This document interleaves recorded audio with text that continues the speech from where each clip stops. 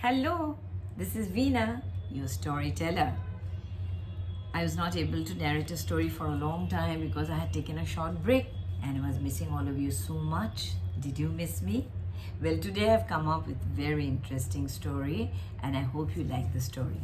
Today's story is from this book, Tales of the Amber Sea. And so let's get started.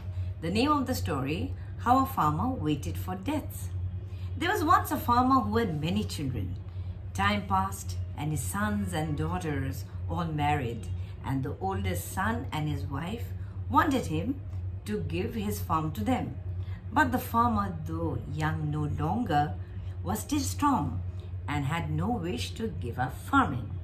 Still, he did have thoughts of death and knew that sooner or later the farm would pass into his son's hands. So off he went to see a wise man and learn from him how many years of life were left to him. So he soon reached the wise man's house, and the wise man looked at him and looked again very closely. So, you want to know when you're going to die? Well, you'll know your death has come when you have sneezed 3 times. Yeah? Is that so? Yes. So the farmer thought his death will come after he sneezes 3 times. And the farmer went home. He walked and he thought about how to keep from sneezing. He had only just reached his front yard when he suddenly felt a tickling in his nose and gave a great sneeze.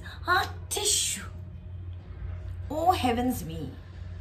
I have only 2 more sneezes left, he said. On the following day, he went to the mill to grind grain.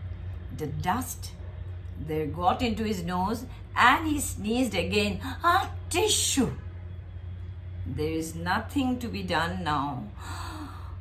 Oh, I have only 1 sneeze, the last sneeze left, and my end will come. So out he ran from the mill so as not to sneeze for the 3rd and last time. But the flour was ready and the sack was filled and had to be taken away. So he came inside again, threw the sack over his shoulder and made straight for the door. By that time, his nose was full of dust and the farmer felt that he was going to sneeze again.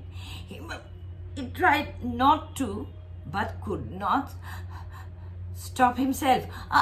Tissue! Oh heavens me! Am I dead?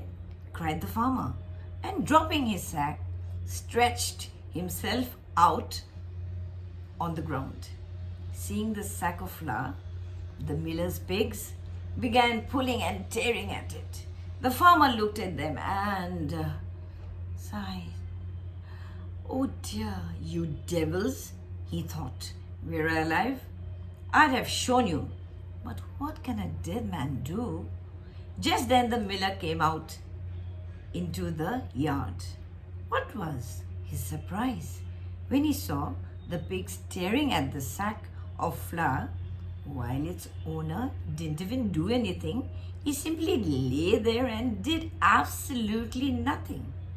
What are you doing? He said. Why? Just lying here, of course.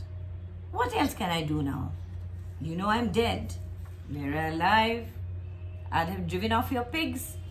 Do me a favor, will you, and drive them off for me? The miller was surprised as ever. Oh my God, this person is thinking he's dead and he's talking and answering my questions. Oh, so you're dead, he said. How very sad.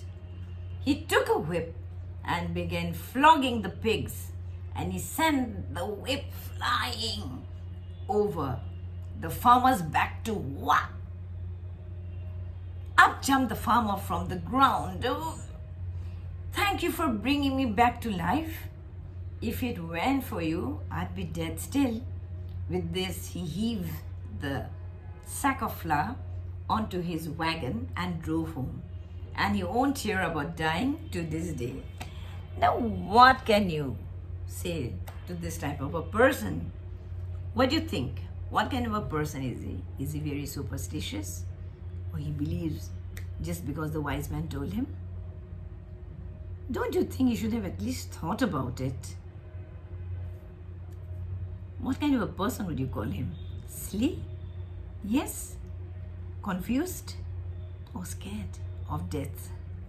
But anyway, I think I enjoyed the story, so I thought I'm going to share with you.